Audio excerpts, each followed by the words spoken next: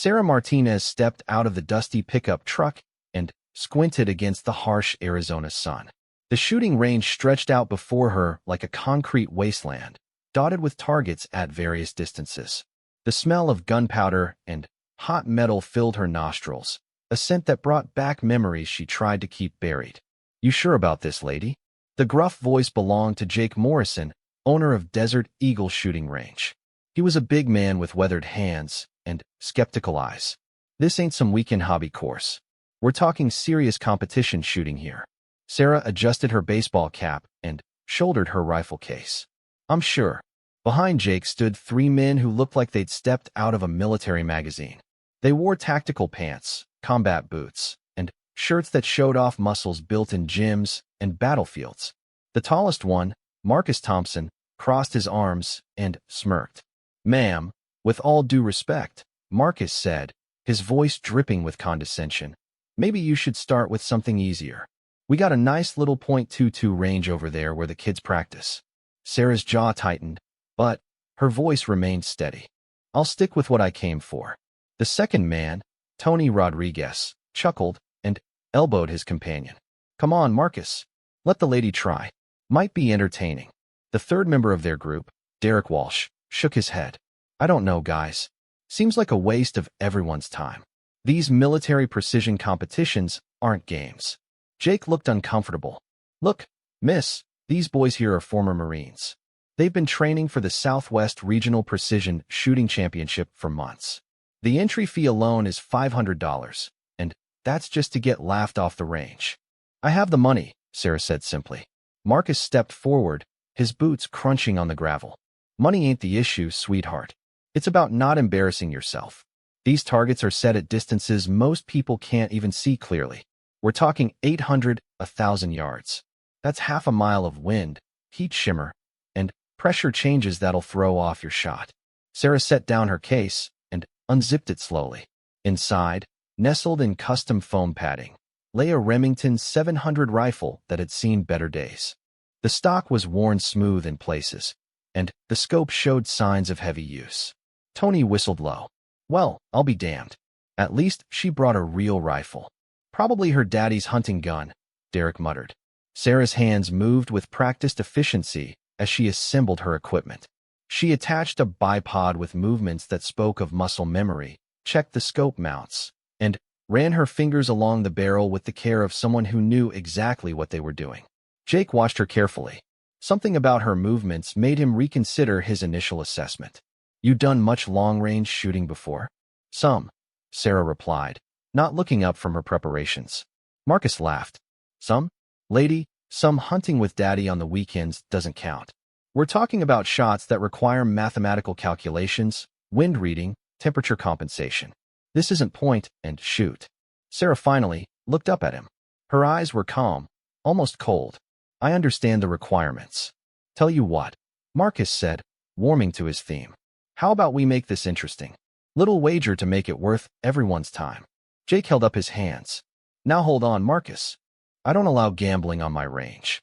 "Not gambling," Marcus clarified. "Call it a friendly competition. If the lady here can hit a target at 600 yards, we'll pay her entry fee to the championship. But if she misses, she pays ours." Derek grinned. "That's $1,500 if she loses." Tony nodded approvingly. "And she covers our range time today, too." Sarah stood slowly, her rifle cradled in her arms like a familiar friend. "And if I hit it?" Marcus's confidence wavered slightly, but he pushed forward. "Then we'll apologize for underestimating you. Publicly." "Deal," Sarah said without hesitation. The group moved to the shooting bench. Jake had set up a target at exactly 600 yards, a challenging distance even for experienced shooters. Through binoculars, the target looked like a small dot against the desert backdrop. "Winds coming from the southeast at about 12 miles per hour," Marcus announced, showing off his knowledge. "Temperatures rising, which means the air's getting thinner. Humidity's low, so that'll affect your bullet drop." Sarah nodded, seemingly taking in his advice. She settled behind her rifle, adjusting the bipod legs and checking her scope settings. Her movements were smooth and deliberate, without the nervous fidgeting Jake had expected. "Take your time, honey," Tony called out. "No shame in backing out now." Sarah ignored him. She pressed her cheek against the stock and peered through the scope. The target swam into view, crisp and clear despite the distance. She controlled her breathing, feeling her heart rate slow as her body fell into a rhythm it remembered well. The memories tried to surface. Sand and heat and the weight of responsibility. Radio chatter and coordinates called out in urgent whispers. The knowledge that lives depended on her next shot.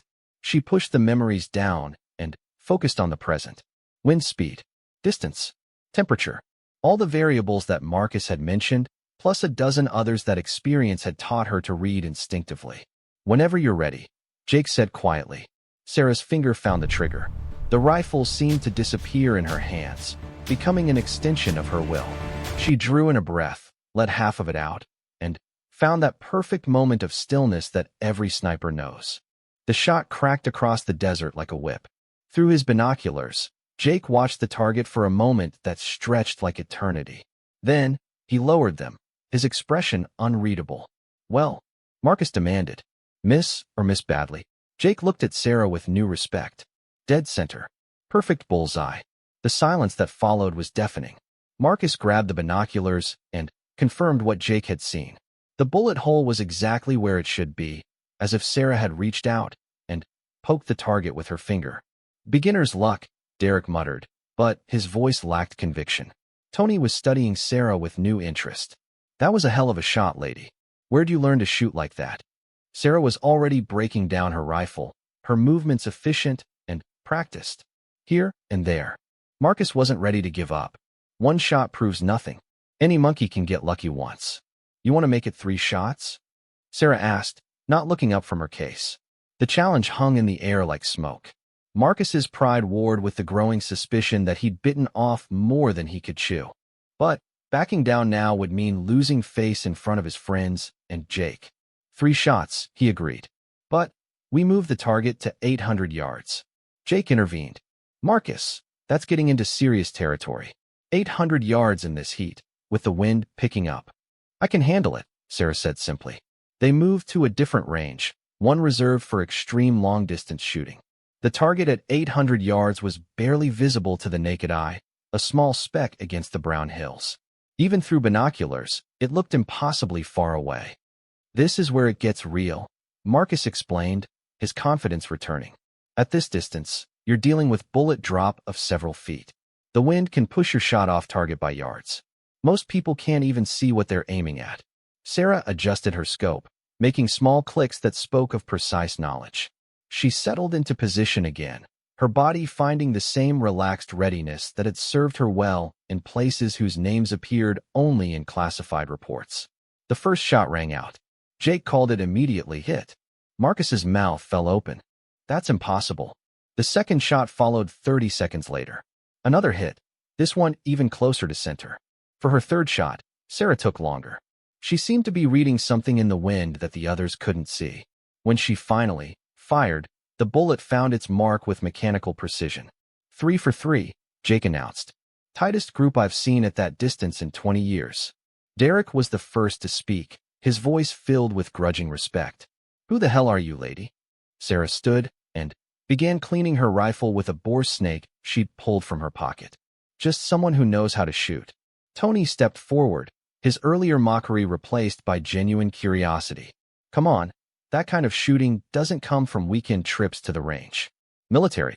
Sarah's hands paused for just a moment before continuing their work. "Something like that." Marcus was struggling with the reality of what he'd just witnessed. "Look, lady, I owe you an apology. That was some serious shooting. But if you're military, why didn't you just say so?"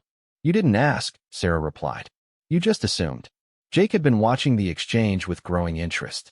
As a former Army sergeant himself, he recognized something in Sarah's bearing that went beyond basic military training. "Those are some hard-earned skills," he said quietly. "Takes a special kind of training to shoot like that under pressure." Sarah finished with her rifle and closed the case. "We all have our talents." "So what's your story?" Tony pressed. "Infantry, military police." Sarah shouldered her rifle case and picked up her small range bag. "Does it matter?" Marcus found his voice again.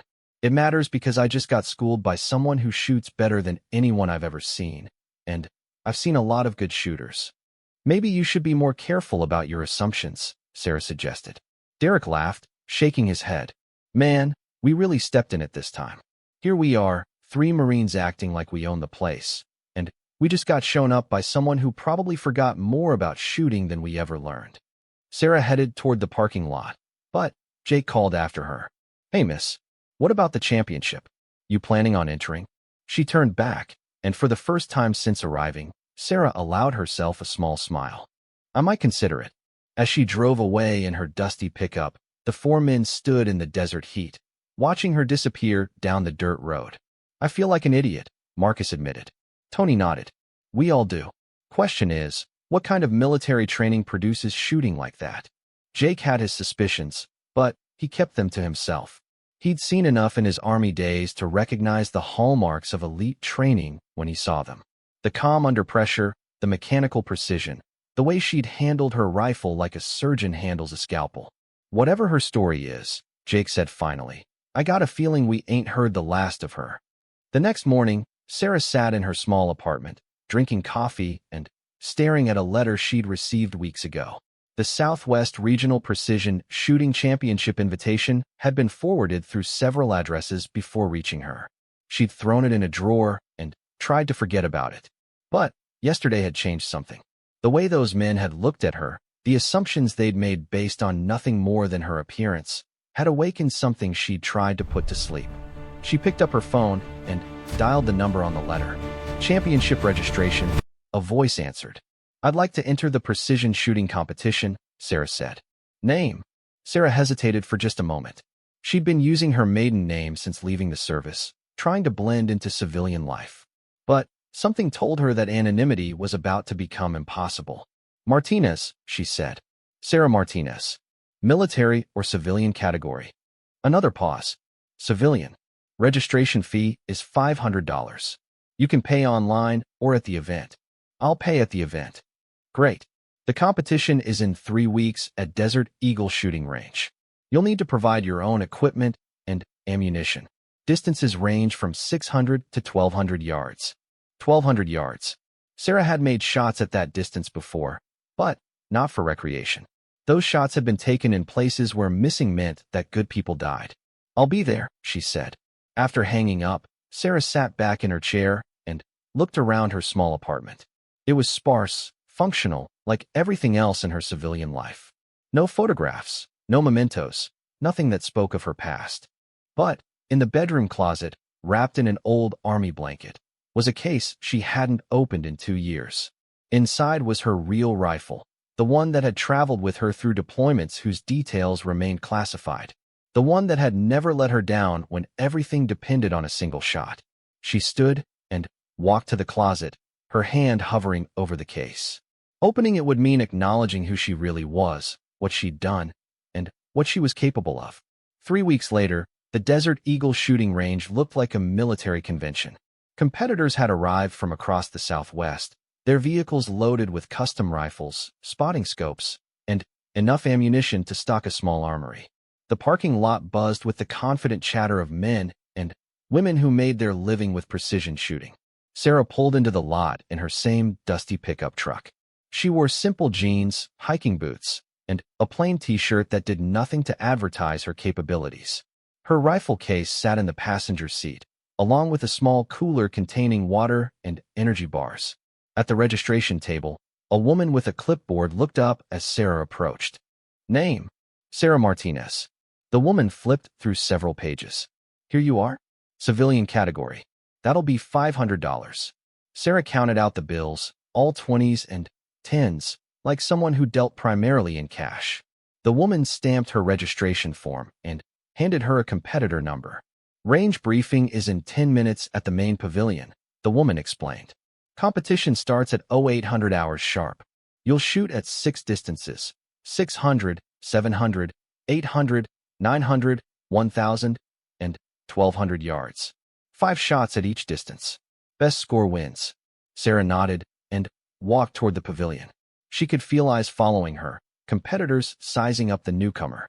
In a sport dominated by military veterans and law enforcement officers, she stood out for all the wrong reasons.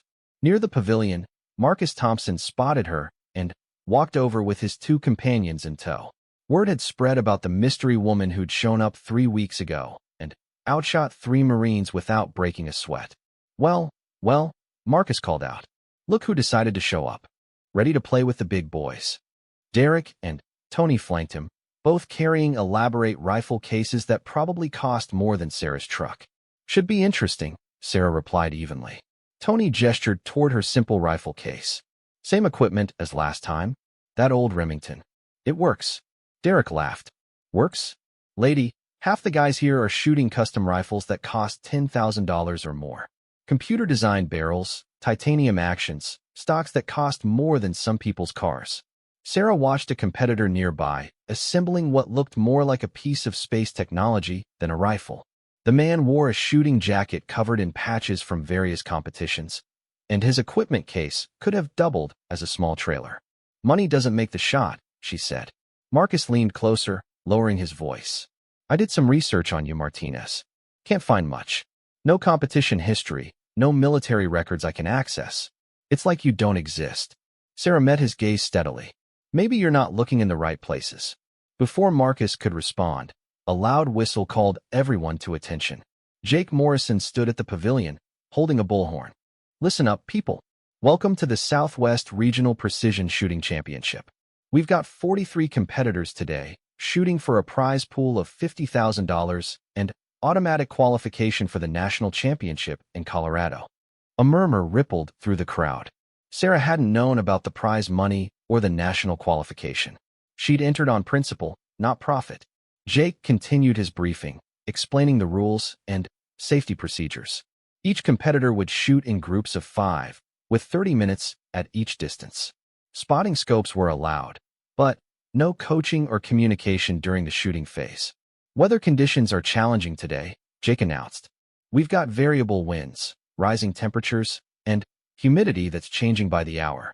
This is what separates the weekend warriors from the serious competitors. Sarah looked across the range. 6 shooting positions were set up at different distances, each marked with flags that showed the wind direction. Even from this distance, she could see the flags moving in different patterns, indicating complex wind conditions. A man in an expensive shooting jacket raised his hand. What about equipment inspections? Rifles must be .308 Winchester or equivalent, Jake replied. No restrictions on optics or modifications, but everything must be safe and legal. Any questions? Marcus raised his hand. What about military and civilian categories? Jake consulted his clipboard. All competitors shoot together. Best score wins, regardless of background.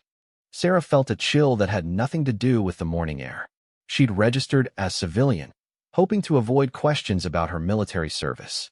But if there were no separate categories, her performance would be measured against every former sniper, special forces operator, and elite marksman in the competition. The competitors were divided into groups and assigned starting positions. Sarah found herself in Group 3, scheduled to begin at the 800-yard line. Looking around, she realized she was the only woman in her group of 5. Her fellow competitors introduced themselves with the casual confidence of people accustomed to winning. Jim Hawkins, said a tall man with graying temples. 20-year Army sniper. Just retired last year. Mike Chun, added a compact Asian man. Marines, Force Recon. Did 3 tours in Afghanistan. The third man was younger, maybe early 30s. Brad Stevens. SWAT sniper, Phoenix PD. Been shooting competitively for 8 years. The fourth competitor was older, with weathered hands and careful eyes. Tom Brady. Not the football player, he added with a grin. Army Special Forces, retired. These young guys keep me honest. All eyes turned to Sarah. Sarah Martinez, she said simply. What's your background, Sarah? Jim asked politely. I've done some shooting. Brad laughed. Come on, you don't end up in this competition with some shooting. What branch? What unit? Sarah shouldered her rifle case. Does it matter for the competition? The question hung in the air awkwardly. In the military community, credentials mattered. They established pecking order, created bonds of shared experience, and helped people understand what they were dealing with. Tom Brady studied Sarah with the careful attention of someone who'd spent decades evaluating threats and allies. Something in her posture, Her economy of movement reminded him of operators he'd worked with in classified environments. "Guess we'll find out soon enough," Tom said diplomatically. The group moved to the 800-yard line, where targets waited like distant postage stamps.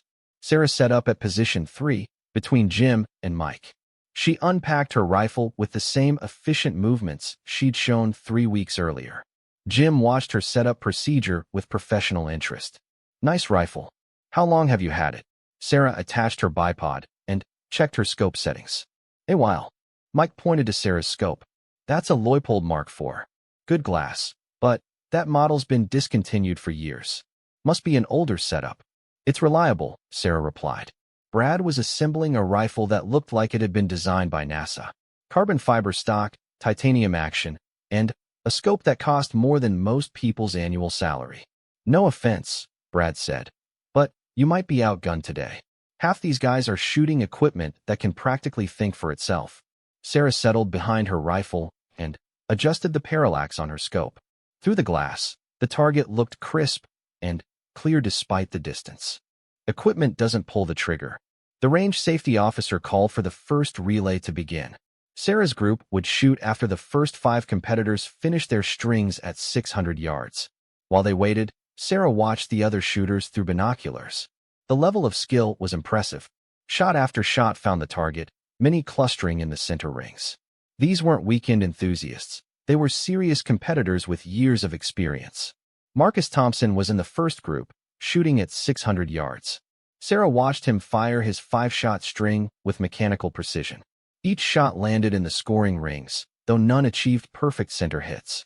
"Thompson's good," Tom observed. "Heard he placed 3rd at regional last year."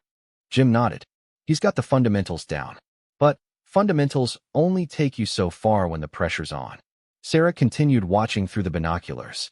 Something about Marcus's technique bothered her, though she couldn't immediately identify what. His position was solid, his breathing controlled, but there was a tension in his movements that suggested he was fighting the rifle instead of working with it. "Time," the range safety officer called. Marcus stood and checked his target through his spotting scope. Even from a distance, his body language suggested disappointment. Whatever he'd shot, it wasn't what he'd hoped for. "Looks like Marcus had some trouble," Mike commented. Sarah's group moved to the firing line. The 800-yard targets looked impossibly small, black circles on white paper that seemed to waver in the heat mirage rising from the ground. "Relay 3, you have 30 minutes for 5 shots," the range safety officer announced. "Commence firing when ready."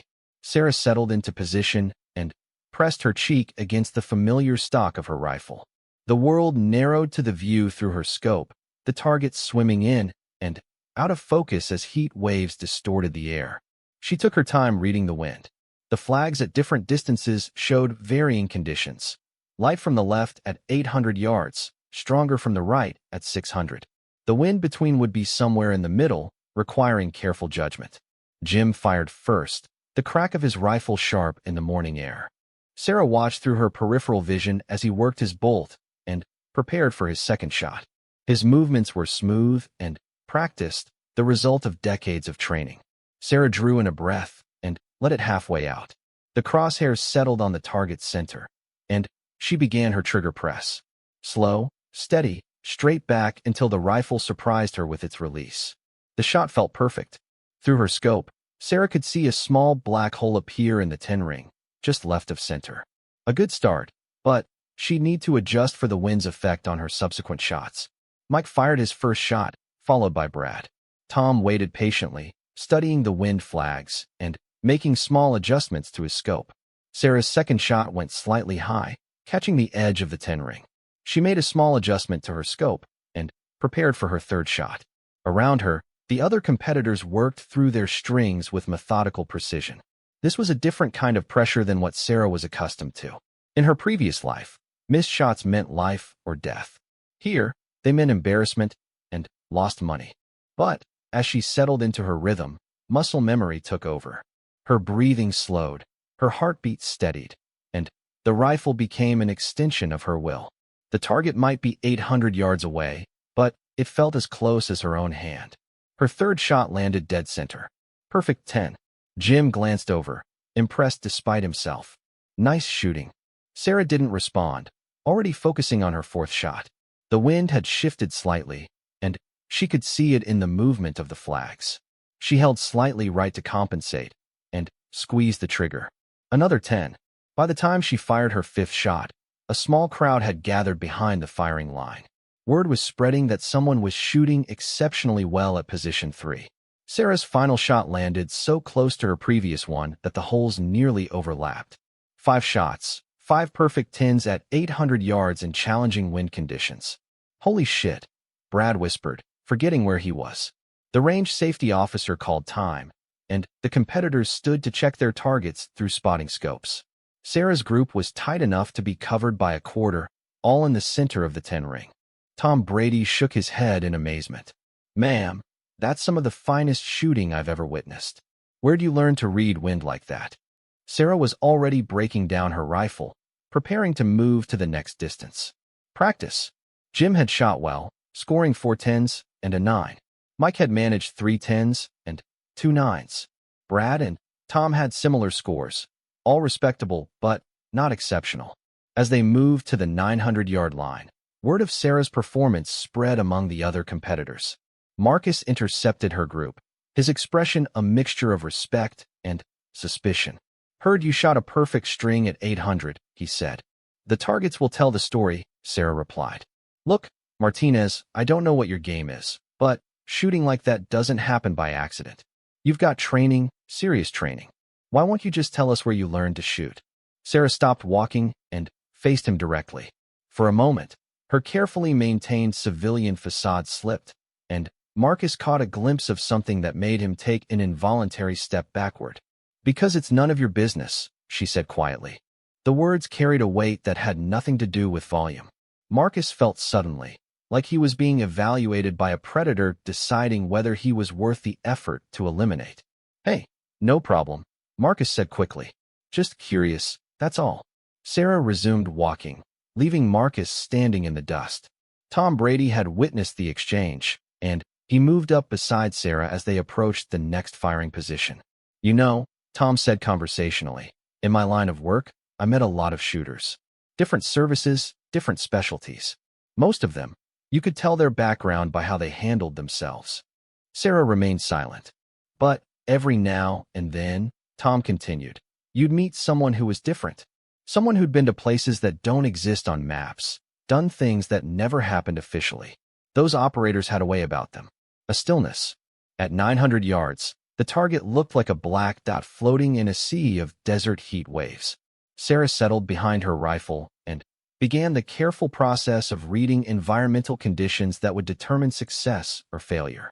The morning sun had climbed higher, creating thermals that rose from the heated ground in visible waves.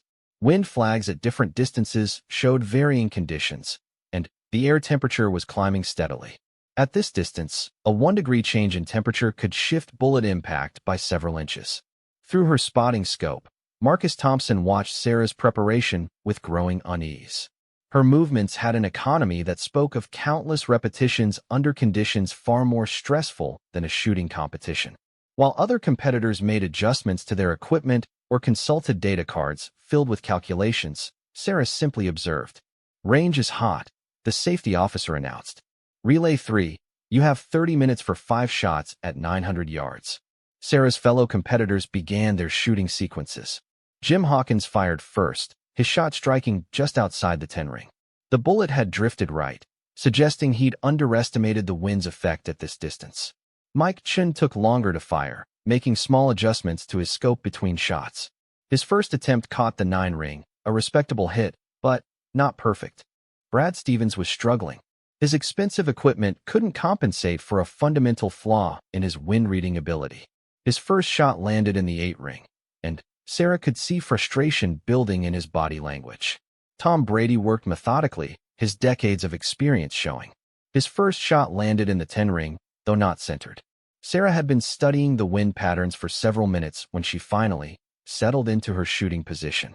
The flags told a complex story of air currents affected by the terrain's natural features. A small ridge to the east was creating a wind shadow, while the heated parking lot behind them generated updrafts that would influence bullet trajectory. She drew in a breath and found her natural respiratory pause. Through the scope, the target's center ring filled her field of view. The crosshairs settled, and she began her trigger press with the steady pressure that had never failed her. The rifle recoiled smoothly, and Sarah watched through her scope as the bullet struck dead center. A perfect 10 to start the string. Around her, the other competitors continued their sequences with varying degrees of success. The increased distance was revealing the differences between good shooters and exceptional ones. Sarah's second shot struck within an inch of her first, another perfect 10. By her third shot, a crowd had gathered behind the firing line. Competitors who had finished their own strings were watching with professional interest and growing amazement. "Who was this woman?" someone whispered. Marcus Thompson had moved closer, using his binoculars to observe Sarah's technique. What he saw troubled him more than impressed him. There was something mechanical about her shooting, as if she were following a program written into her muscle memory by repetition under extreme conditions. Sarah's fourth shot created a three-shot group that could be covered by a quarter. The crowd behind the line was no longer trying to hide their amazement. Her fifth and final shot completed a group that defied belief. At 900 yards, in challenging wind conditions, she had fired 5 consecutive perfect scores with a group size that would have been impressive at half the distance. "Jesus Christ," Brad Stevens muttered, lowering his spotting scope. Tom Brady was grinning despite himself. "Ma'am, I've seen some shooting in my day, but that's something special." Sarah was already breaking down her rifle, preparing to move to the 1,000-yard line. She seemed unaffected by the attention her performance was generating. Jake Morrison approached from the scoring tables, his expression mixing admiration with suspicion. "Miss Martinez, I need to ask you about your equipment. Mind if we take a look?" Sarah paused in her packing. "Is there a problem?" "No problem, just routine inspection. Some of the other competitors are asking questions about your rifle's capabilities." Sarah nodded and handed over her rifle. Jake examined it carefully, checking for any modifications that might provide an unfair advantage. What he found was a standard Remington 700 that showed signs of careful maintenance, but no unusual modifications. "Scope's a Leupold Mark IV, discontinued model," Jake noted. "Everything looks legal and standard. Mind if I ask where you got this rifle?" "It was a gift," Sarah replied. Jake handed the rifle back. "From who?" Sarah's eyes met his steadily. "Someone who knew I'd take care of it." As they moved to the 1,000-yard line, Marcus caught up with Sarah's group. His earlier bravado had been replaced by genuine curiosity and growing respect. "Look, Martinez, I owe you more than an apology. That shooting back there was world-class. I mean Olympic-level precision." Sarah continued walking without responding. "The thing is," Marcus continued, "shooting like that comes from serious training. Military training. Specialized military training." Tom Brady fell into step beside them. "Marcus, maybe you should focus on your own shooting instead of interrogating the competition." "I'm not interrogating anyone," Marcus protested. "I'm trying to understand what I'm up against. Shooting like that doesn't develop in civilian life." They reached the 1,000-yard firing line, where targets looked impossibly small through spotting scopes. At this distance, atmospheric conditions became critical factors. Temperature, humidity, barometric pressure, and wind all combined to create a complex puzzle that had to be solved with mathematical precision. Sarah unpacked her rifle for the 4th time that day. The weapon showed no signs of the stress that was beginning to affect some of the more elaborate rifles in the competition. Her simple, reliable equipment continued to perform with mechanical consistency. "Range is hot," the safety officer announced. "Relay 3, you have 30 minutes for 5 shots at 1,000 yards. This was where the competition would be decided. At 1,000 yards, only the most skilled shooters could maintain consistent accuracy. Equipment failures, minor technique flaws, and environmental reading errors all became magnified. Jim Hawkins fired first, taking nearly 5 minutes to prepare for his initial shot. His bullet struck the 9 ring, a respectable hit, but short of perfection. Mike Chin's military experience showed as he worked through a systematic process of range estimation and wind calculation.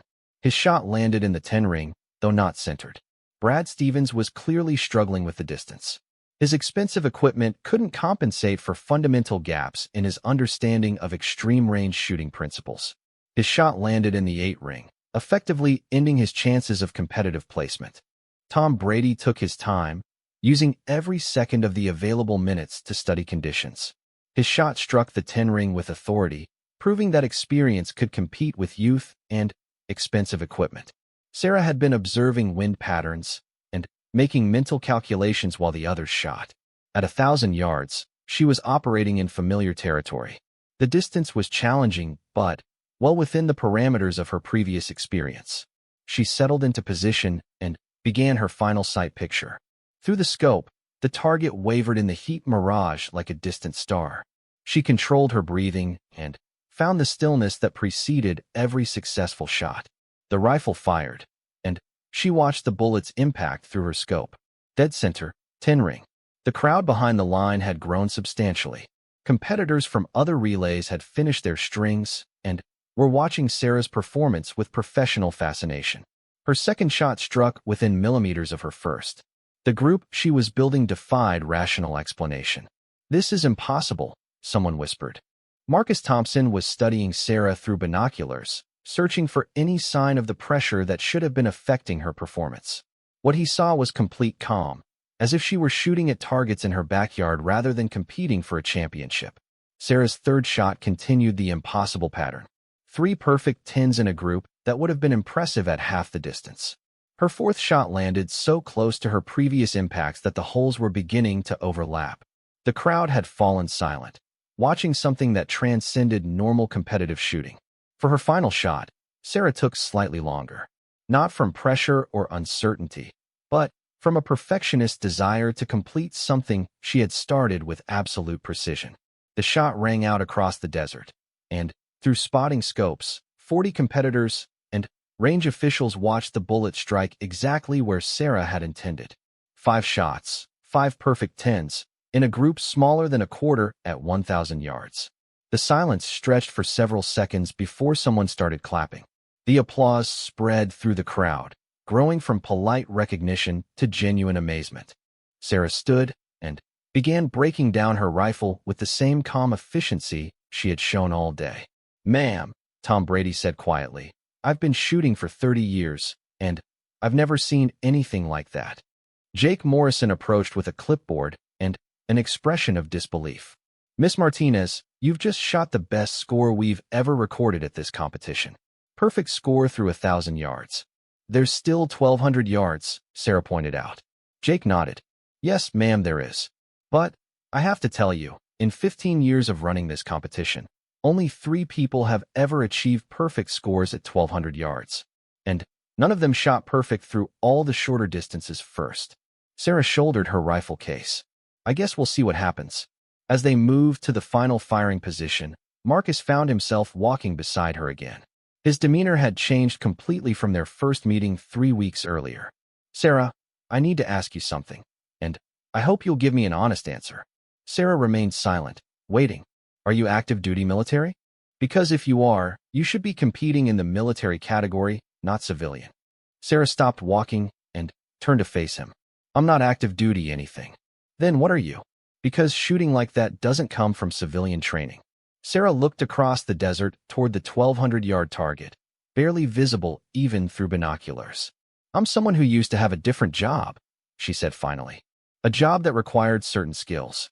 "What kind of job?" Sarah resumed walking. "The kind that doesn't appear on resumes." Tom Brady caught up with them, having overheard the conversation. "Marcus, you ever hear of Naval Special Warfare?" Marcus nodded. "SEALs and stuff?" "Sure. Ever hear of Naval Special Warfare Development Group?" Marcus's eyes widened slightly. "That's classified. Tier 1 stuff." Tom looked meaningfully at Sarah's retreating figure. "Some assignments are so classified that the people who complete them have to disappear afterward. New identities, new lives, no official records." "You think she's—" Marcus began. "I think," Tom said carefully, "that some questions shouldn't be asked." At 1,200 yards, the target disappeared completely in the heat mirage rising from the desert floor. Sarah pressed her eye to the scope and watched the distant black dance and waver like a mirage itself. This was the distance where physics became as important as skill, where tiny variables multiplied into major factors. The morning had grown hot, and thermals were creating complex air currents that rose from the sun-baked earth. Wind flags at different distances showed conflicting information, telling a story of atmospheric chaos that would challenge even the most experienced shooters. Sarah studied the conditions with the methodical patience that had served her well in places where patience meant the difference between mission success and catastrophic failure. The temperature had risen 15 degrees since the competition began, changing air density and affecting bullet trajectory. Humidity was dropping as the desert heated up, further altering the flight characteristics of her ammunition. Behind the firing line, 42 competitors and range officials watched in fascination. Word had spread beyond the immediate competition, and several people had driven to the range specifically to witness what was being called the finest display of marksmanship in regional competition history. Marcus Thompson stood among the spectators, his binoculars trained on Sarah's position. His earlier skepticism had evolved into professional respect tinged with growing suspicion. The woman who'd shown up 3 weeks ago in a dusty pickup truck was demonstrating capabilities that transcended normal civilian training. She's been perfect through 4 distances, he murmured to Derek Walsh. Perfect? That's not humanly possible. Derek lowered his own binoculars. Maybe she's just that good. Nobody's that good by accident, Marcus replied. That kind of shooting comes from training. Serious, specialized training. Tom Brady approached them, overhearing the conversation. You boys ever serve in a war zone? Both Marines nodded.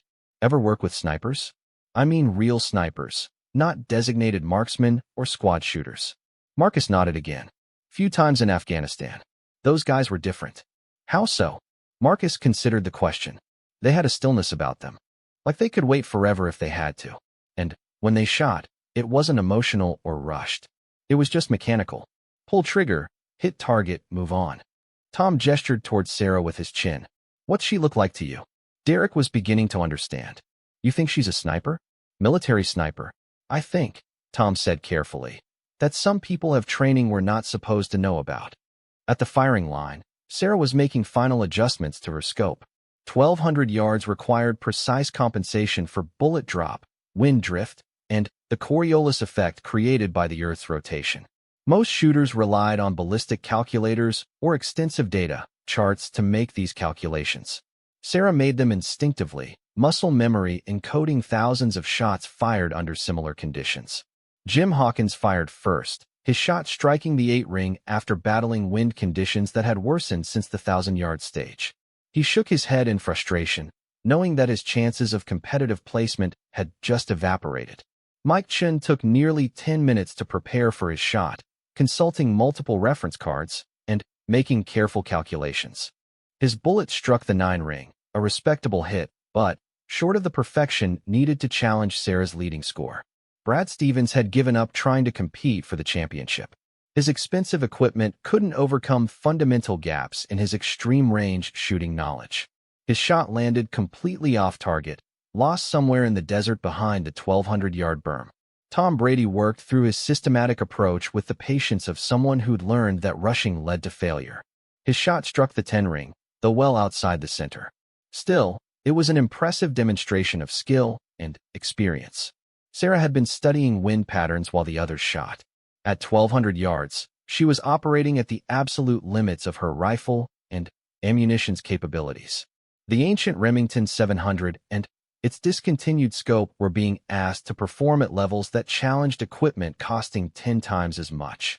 She settled into position for her first shot, feeling the familiar weight of the rifle and the comfortable pressure of the stock against her shoulder. Through the scope, the target wavered and danced, appearing and disappearing in the heat mirage like a desert phantom. The memories threatened to surface again. Desert heat and the weight of responsibility. Coordinates whispered through radio static and lives hanging in the balance. Shots taken at distances that pushed equipment and skill beyond normal limits. Sarah controlled her breathing and found the center of stillness that had never failed her.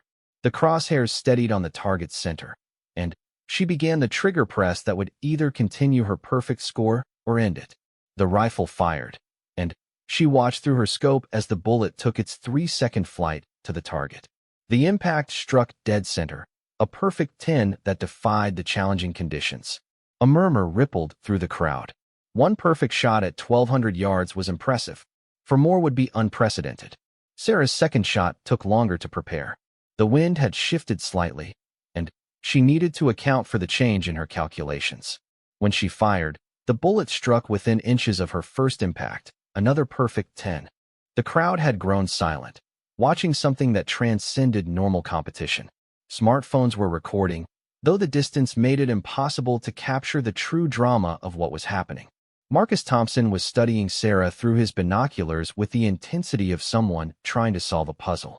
Her shooting position was textbook perfect, but there were subtle details that spoke of training beyond normal military standards. "Look at her trigger control," Marcus whispered to Derek. "No movement, no flinching, no follow-through. The rifle just fires itself." Derek nodded. "And watch how she reads the wind. She's not using any instruments or calculations. She's just looking and knowing." Sarah's third shot continued the impossible pattern. The bullet struck so close to her previous impacts that the holes were beginning to merge into a single larger hole. Jake Morrison was watching from the scoring table, occasionally checking his binoculars to confirm what the electronic scoring system was telling him. "This is going to be a record that never gets broken," he muttered to his assistant. The assistant, a young man who'd grown up around competitive shooting, shook his head in amazement. "I've seen Olympic shooters, military teams, professional competitors.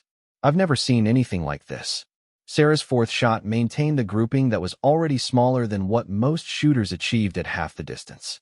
The crowd had stopped trying to hide their amazement and was openly discussing what they were witnessing. "She's some kind of machine," someone said. "Has to be military. Special operations. I heard she's not even registered military category. Doesn't matter what category she's registered. Shooting like that comes from one place." For her final shot, Sarah took additional time studying the conditions. The wind had become more complex as thermals created by the heated ground interacted with the natural desert breeze. At 1,200 yards, a 1-mile-per-hour error in wind reading could miss the target completely. She settled into position and found her sight picture. Through the scope, the target's center ring filled her field of view. The crosshairs moved with her breathing until she found the natural respiratory pause that preceded every successful shot. The trigger broke like glass, and Sarah watched the bullet begin its journey across 1,200 yards of challenging atmospheric conditions. The impact struck exactly where she had aimed, completing a 5-shot group at 1,200 yards that measured less than 2 inches center to center. The crowd erupted in applause that echoed across the desert. Even experienced competitors who'd been shooting for decades recognized they'd witnessed something extraordinary. Sarah stood and began breaking down her rifle with the same calm efficiency she'd shown all day. Around her, other competitors approached with congratulations and questions she had no intention of answering. Jake Morrison arrived with official scoring sheets and an expression of disbelief. "Miss Martinez, you've just fired the highest score in the history of this competition. Perfect marks at all 6 distances with groups that set new records at every range." Sarah nodded politely while securing her rifle in its case. "The thing is," Jake continued, "I'm required to verify your civilian status for the records. Can you provide any documentation of your shooting background?" Sarah paused in her packing. "What kind of documentation?" "Training records, previous competition scores, military service records, if applicable. Anything that shows how you developed these capabilities." The question hung in the air like smoke. Around them, other competitors and spectators waited for an answer that would explain what they'd just witnessed. "I don't have any records to provide," Sarah said finally. Jake looked uncomfortable. "Ma'am, shooting at this level doesn't develop without extensive training and practice. The competition committee will need some verification of your background." Tom Brady stepped forward. "Jake, what exactly are you asking for?" "I'm asking for documentation that proves she's eligible for civilian competition category. And if she can't provide it?" Jake consulted his rule book. "Then, we'd have to consider moving her to military category for scoring purposes." Sarah finished packing her equipment and shouldered her rifle case. "Do what you need to do with the categories. I shot the scores on the board." She turned to leave, but Marcus Thompson blocked her path. "Sarah, wait. You can't just walk away from this. You've set records that might never be broken. People are going to want to know who you are, where you trained, what your background is." Sarah met his gaze steadily. "Why?" The simple question seemed to catch Marcus off guard. Because shooting like that is special. It's remarkable. People need to understand what they just saw. They saw someone hit targets, Sarah replied. Nothing more complicated than that. Tom Brady approached, his expression thoughtful. Sarah, can I ask you one question? Just one. And then, I'll leave you alone. Sarah waited. Did you serve your country? The question was asked quietly, with the respect one veteran shows another. Sarah considered it for several long moments. Yes, she said finally. Thank you, Tom replied simply. Sarah nodded and walked toward the parking lot. Behind her, 42 competitors and dozens of spectators watched her climb into her dusty pickup truck and drive away, leaving more questions than answers. Marcus turned to Tom. That's it. We're just going to let her disappear. Tom watched the dust cloud following Sarah's truck as it headed toward the highway. Son, some stories aren't meant to be told. Some service isn't meant to be recognized. And some people earn the right to disappear when their work is done. Jake Morrison was still holding his scoring sheets, trying to figure out how to classify a performance that defied normal categories. The woman had achieved something unprecedented, but her refusal to provide background documentation created administrative problems he'd never encountered. What do I do with the records? He asked Tom. You record what happened, Tom replied. Perfect scores at all 6 distances, new records established, competition won. Everything else is speculation. The crowd began to disperse, competitors packing their equipment and heading home with a story they'd be telling for years. But several people made mental notes to research the name Sarah Martinez, hoping to uncover the background of someone whose capabilities suggested training far beyond normal military service. What they would find was a woman who'd appeared in Arizona 2 years earlier, paid her taxes, lived quietly, and left no trail that led anywhere interesting. Her military service records, if they existed, were buried in databases that didn't respond to civilian inquiries. But in the growing file of photographs and smartphone videos from the day's competition, careful observers would notice details that told their own story. The way Sarah held her rifle spoke of familiarity bred by necessity. Her shooting position was textbook perfect because it had been tested under conditions where perfect meant survival. Most telling was her complete lack of emotional response to what she'd accomplished. Competitive shooters celebrated personal bests and record-setting performances. Sarah had treated the entire day like routine training, hitting perfect scores with the mechanical precision of someone for whom missing simply wasn't an option. As the sun set over the Arizona desert, Sarah Martinez drove home, with Sarah stared at the text message until the screen dimmed and went black. Director Williams. The name wasn't familiar, but the agency was. She'd worked with the Counter-Terrorism Task Force during her final years of active duty, though always through intermediaries and classified channels. She set the phone aside without responding and tried to focus on her evening routine. But sleep didn't come easily. The competition had been a mistake, she realized now. Winning had felt necessary in the moment, but the attention it generated threatened the quiet anonymity she'd spent 2 years building. The next morning brought more text messages, media requests, interview proposals, and invitations to shooting competitions across the country. Sarah deleted them all without reading past the first lines. But Director Williams was persistent. His second message arrived at noon. Miss Martinez, I understand your desire for privacy. However, your country may need your skills again. Please call when convenient. Sarah poured a cup of coffee and sat at her small kitchen table, looking out at the desert landscape that had become her refuge. The isolation had been healing, but she'd always known it might be temporary. People with her capabilities were rare, and the threats facing the nation were constant. Her phone rang.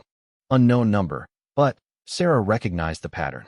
Government agencies used rotating numbers to avoid surveillance. Yes, Miss Martinez, this is Director Williams. Thank you for taking my call. Sarah said nothing, waiting. I was at the competition yesterday. Remarkable shooting. Haven't seen precision like that since some operations I can't discuss over an open line. What do you want? Williams paused, choosing his words carefully.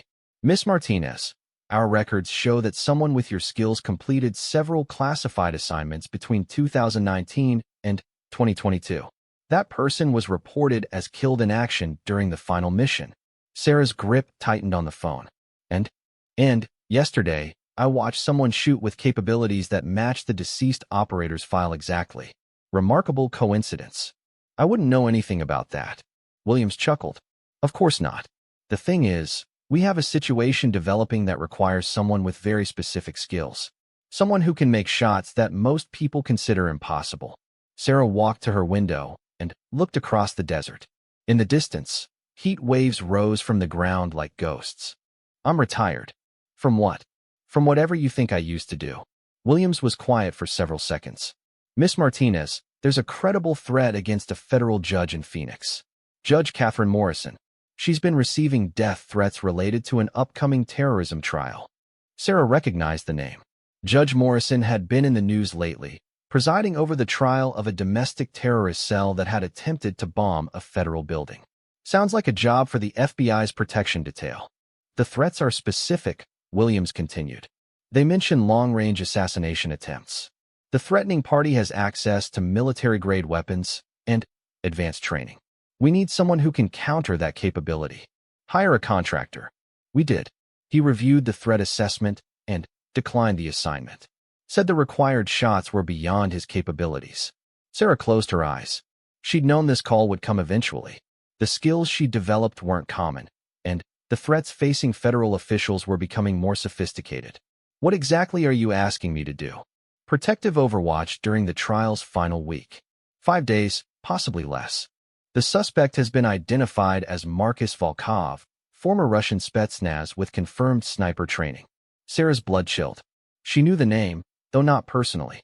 Volkov had been involved in several international incidents before disappearing into the criminal underground. Volkov's good, she admitted. You know him? Know of him. If he's making threats, he's planning to follow through. Williams's voice became more urgent. Judge Morrison refuses to postpone the trial or change venues. She says American justice doesn't bow to terrorist threats. But intelligence suggests Volkov has been surveilling the courthouse for weeks. Sarah walked to her closet and looked at the case she hadn't opened since the competition. Her real rifle, the one that had traveled with her through missions whose details remained classified. What's the tactical situation? Federal courthouse in downtown Phoenix. Surrounded by office buildings that provide potential shooting positions from 600 to 1,200 meters. We've identified 17 possible sniper hides that could threaten the building. You want me to counter-snipe. We want you to eliminate the threat before it materializes. Volkov knows we'll have standard protection in place. He's counting on being able to outshoot federal agents.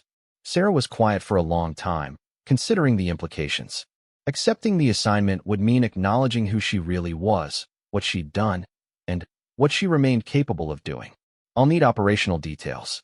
Full threat assessment, building plans, weather forecasts, and complete tactical support. You'll do it. I'll review the mission parameters. No commitments until I see the full picture. Fair enough. Can you meet this afternoon? Secure location. Sarah gave him an address 20 miles outside Phoenix, an abandoned gas station where she'd gone to think during her early months of civilian life. 2 hours, Williams said. Come armed.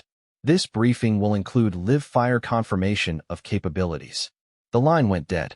Sarah spent the next hour preparing equipment she hadn't touched in 2 years.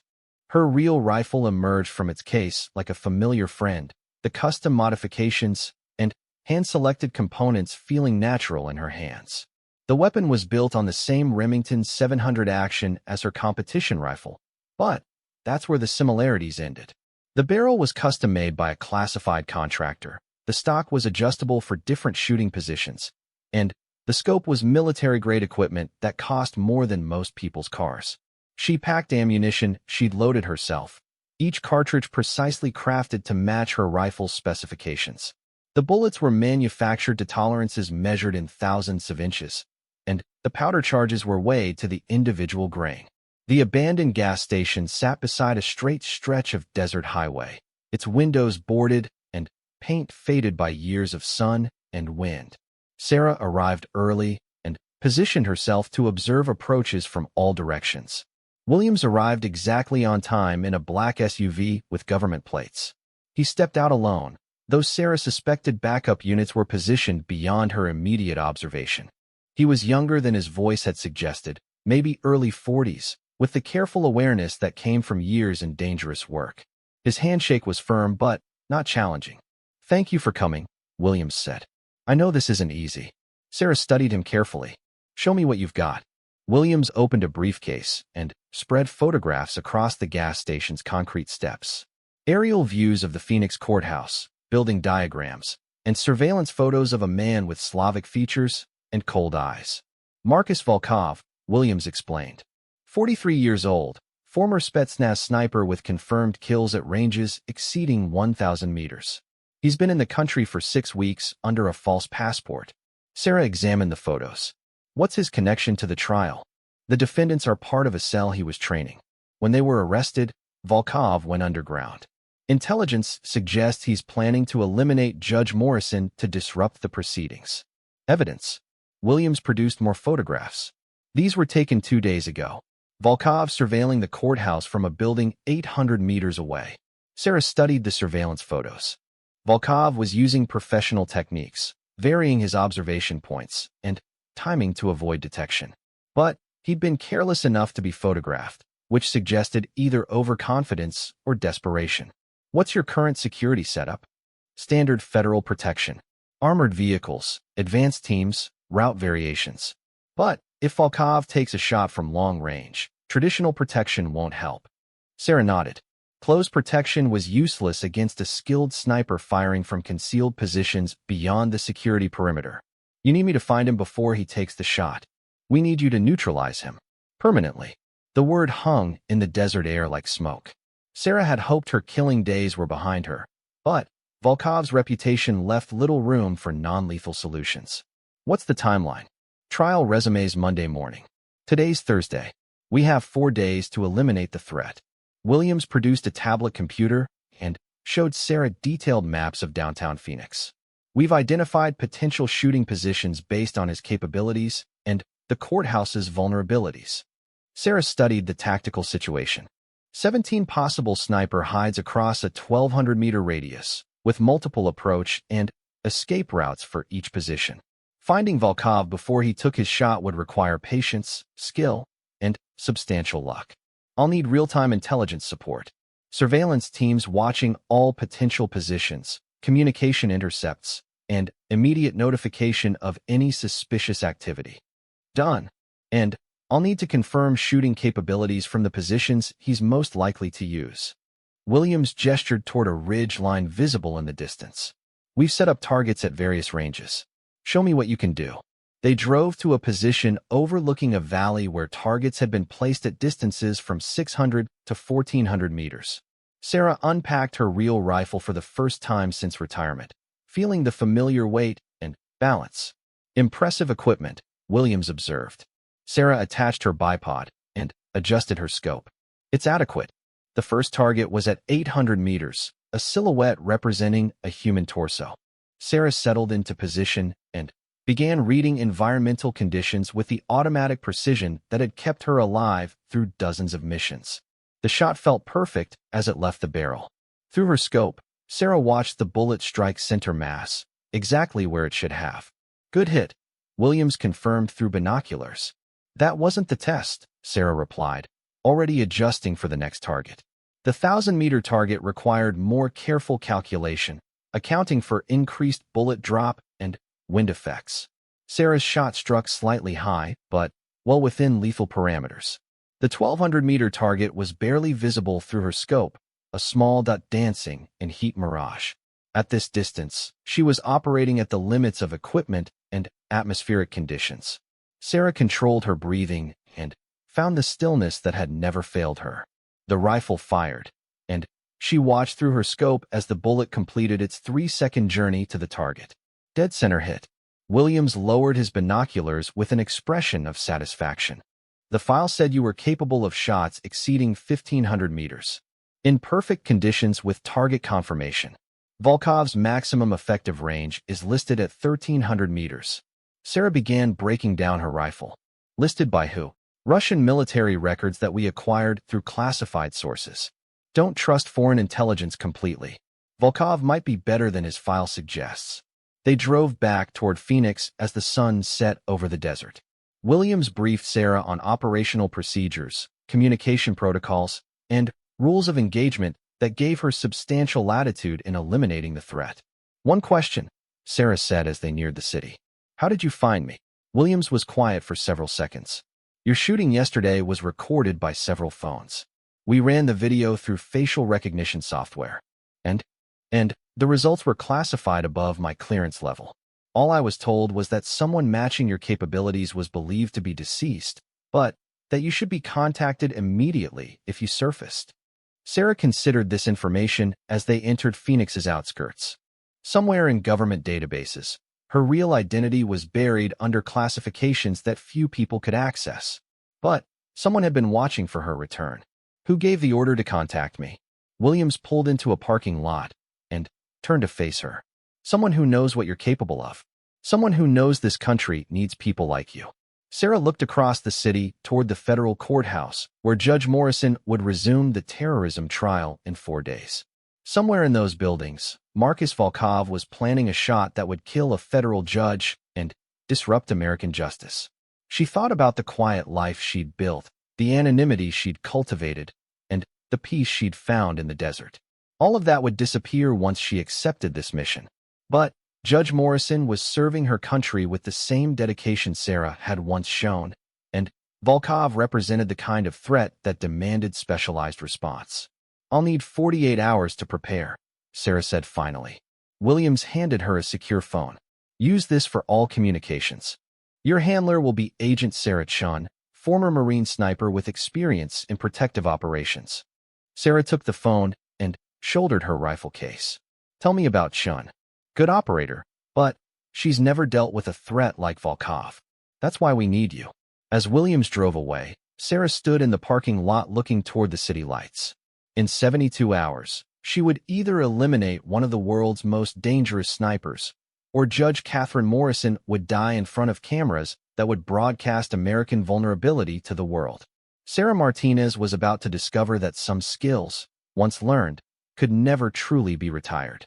FTY $1,000 in prize money and automatic qualification for a national championship she had no intention of entering. She'd proven her point to a group of men who'd underestimated her, but the demonstration had attracted more attention than she'd intended. In her apartment that night, Sarah looked at the newspaper clipping she'd kept from her final mission briefing. The headline read, "Navy SEAL Sniper Credited with Mission Success." The article provided no details about the operation or the personnel involved, but Sarah remembered everything about that day in a place whose name remained classified. She'd been the best at what she did, but that life was over. Now she was just Sarah Martinez, someone who lived quietly and wanted to be left alone. But as she prepared for bed, Sarah's phone buzzed with a text message from an unknown number. "Impressive shooting today. We should talk. Director Williams, National Counterterrorism Task Force."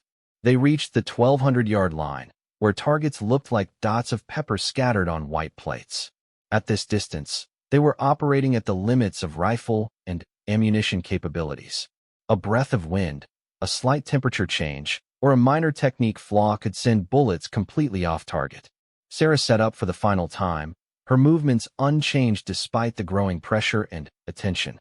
Around her, the best shooters in the Southwest prepared for shots that would test every aspect of their skill and equipment. "Range is hot," the safety officer announced. "Final relay, 1,200 yards.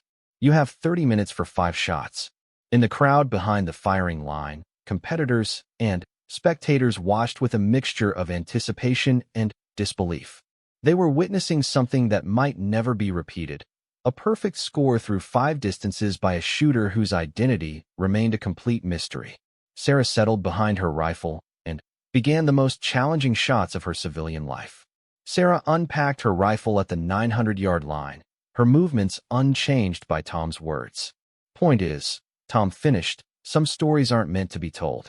Some service records are buried for good reasons. And some of the best operators I ever knew were people whose names you'd never find in any database." Sarah looked at him then, meeting his eyes for the first time since they'd been introduced. "Thank you," she said simply. Tom nodded and moved to his own position. Around them, the other competitors were setting up for the most challenging shots of the day. 900 yards was where equipment limitations and human error began to show. It was also where Sarah's true capabilities would become impossible to hide. From the kitchen table, her phone buzzed. A text message from an unknown number.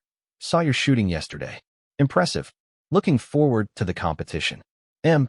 Thompson. Sarah smiled grimly. Marcus had done some research, found her number somehow. He was probably trying to figure out who she really was, where she'd learned to shoot like that. He would find out soon enough. They all would. Sarah opened the closet and pulled out the case. //